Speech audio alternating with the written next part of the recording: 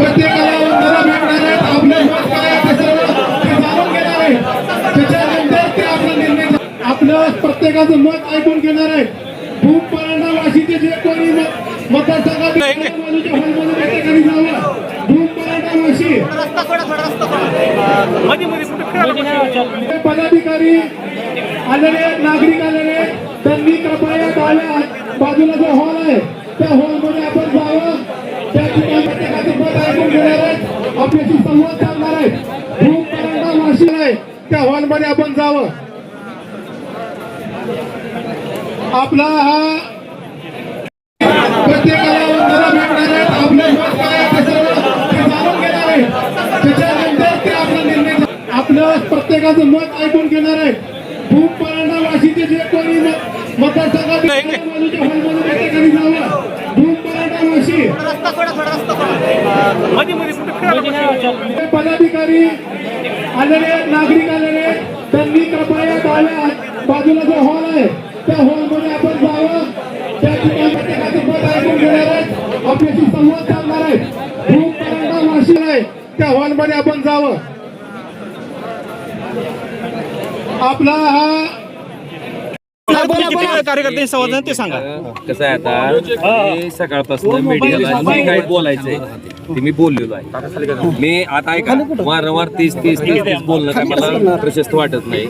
मी आता माझ्या इथल्या धाराशिव लोकसभा मतदारसंघातल्या जे आमचे सर्वसामान्य लोक आहेत, कार्यकर्ते आहेत, जीवाभावाचे सगळे, त्यांच्या सगळ्यांसाठी वेळ दिलेला आहे. त्यामुळे आता मला वाटतं की मला त्यांच्यासोबत चर्चा करण्यासाठी तुम्ही वेळ द्या. मी जे काय बोलायचंय पुण्यातनं निघत असतानाही बोललेलो आहे आणि जे काय सांगायचं ते सांगितलेलं आहे. आता जे सांगितलंय मला वाटतं ती प्रक्रिया तर मला पूर्ण करणं, सगळ्यांबरोबर चर्चा करणं, त्यांची मतं जाणून घेणं हे तर मला करावं लागणार आहे. मी ते करतो. एकच प्रश्न आहे आणि आज त्याच वडिलांच्या समाधीत आणि ज्या ठिकाणी खरं तर आपल्याला जो निकाल अपेक्षित होता तो त्या ठिकाणी मिळाला नाही. मात्र समाधी स्थळी गेल्यानंतर मागील 20 वर्ष तुम्हाला आठवली असतील कशा पद्धतीचा संघर्ष होता. तुमच्यासाठी वैयक्तिक ओमराजेंसाठी किती संघर्षमय होता आणि आमचा तो काय लक्षात घ्या 3 जून 2006 दुपारी 3-3:30च्या दरम्यान राजेसाहेबांचे आणि त्यांचे चालक समद काजींच्या अतिशय निवृत्तपणे हत्या करण्यात आली. आणि त्या दिवसापासून त्या केसमध्ये जे आरोपी म्हणून आहेत त्यांच्या दबावामुळं त्या ठिकाणी त्या हत्या प्रकरणाचा तपास महाराष्ट्र पोलीस व्यवस्थित करू शकत नाही. ही मागणी आम्ही वारंवार त्या ठिकाणी करत होतो आणि ती मागणी त्या ठिकाणी राज्य सरकारकडनं मान्य न केल्याच्या नंतर माननीय उच्च न्यायालयात आईच्या माध्यमातून आनंदीदेवी राजे निंबाळकर यांच्या माध्यमातून याचिका दाखल केली. आणि जेव्हा हायकोर्टाच्या लक्षात आलं की या हत्येचा तपास राज्यातले व्यवस्थित करू शकत नाहीत, त्याच्यानंतर माननीय हायकोर्टाच्या आदेशाप्रमाणे ह्या हत्येचा तपास CBI कडे वर्ग करण्यात आला. आणि CBIनं पूर्ण तपास केल्याच्या नंतर ट्रायल कोर्टामध्ये जवळपास 20 वर्ष 17 दिवस त्या प्रकरणाची सुनावणी त्या ठिकाणी चालली. आणि सुरुवातीच्या कालखंडामध्ये म्हणजे महाराष्ट्र पोलिसांनी, कळंबोली पोलिसांनी गुन्हा दाखल केल्याच्या नंतर CBI कडे प्रकरण जाण्यापर्यंत जवळपास मध्यंतरी 3 वर्षाचा कालावधी त्या ठिकाणी गेला होता. आणि त्याच्यानंतर CBIनं तपास केला, त्याच्यातले गुन्हेगार शोधून काढले. आणि आपण जर बघितलं असेल ह्या प्रकरणाचा तपास झाल्याच्या नंतर 16 तारखेला कोर्टाकडे निकाल देण्यासाठी तारीख राखीव करण्यात आली. 16ची पुन्हा 20 झाली आणि 20 तारखेला जो निकाल दिला गेला त्याच्यात सन्माननीय कोर्टानं सांगितलं की राजकीय वैमनस्य होतं हे कोर्ट त्या ठिकाणी मान्य करतंय.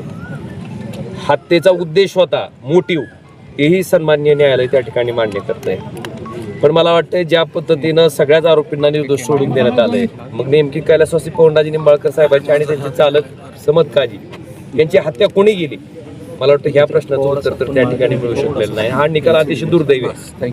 आणि त्या ठिकाणी महाराष्ट्र पोलिसांचा तपास जर त्या ठिकाणी बेस धरण्यात आला की जो तिने केलाच नाही, मला वाटतंय त्याच्याच अनुषंगानं ह्या प्रकरणात माननीय या निर्णयाच्या विरोधात उच्च न्यायालयात जायचा निर्णय CBIनं त्या ठिकाणी घेतलेला आहे. उच्च न्यायालय तशा पद्धतीचं या निर्णयाच्या विरोधात अपील दाखल करेल आणि अपेक्षा इतकीच आहे की त्या ठिकाणी हायकोर्टाच्या माध्यमातून निर्णयामध्ये ज्या त्रुटी त्या ठिकाणी आहेत त्या त्रुटीची पूर्तता होऊन मला वाटतं ज्या निकालासाठी आमचं कुटुंब मागची 20 वर्षापासून वाट बघते, मला वाटते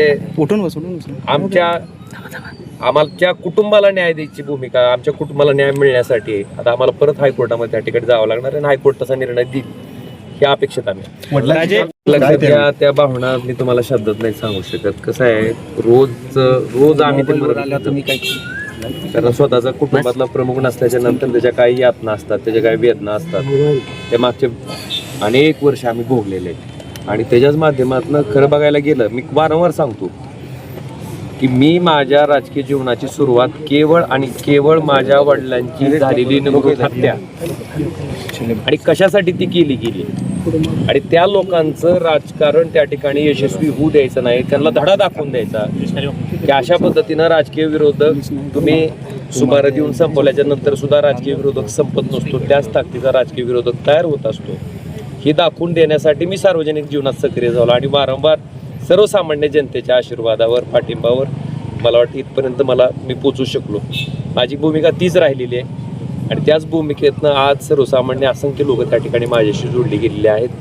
आज मला आपल्या सगळ्यांना एवढं सांगायचं आहे की मागच्या 3-4 दिवसापासून सोशल मीडियावर काय चाललं हे बघण्यापेक्षा ओमराजे त्यांचा लोकप्रतिनिधी म्हणून कशा पद्धतीनं काम करतो हे सर्वसामान्य माणसाने अनेक वर्ष अनुभवलेलं आहे आणि माझ्यावरचा विश्वास आहे आणि मला खात्री आहे की शेवटी माझं देणं त्यांच्याशी लागतंय, त्यांच्याशी माझं नातं आहे आणि त्यांच्याशी चर्चा करून मला वाटतं माझा निर्णय मनामध्ये तुमच्या जेवढी लोक आता उपस्थित आहेत त्याच्यापेक्षा अधिक मतं तुम्हाला मिळालेली आहेत आणि त्यामुळे महाराष्ट्रात तुमचं एक वेगळं मताधिक्य म्हणून तुमचं नाव होतं.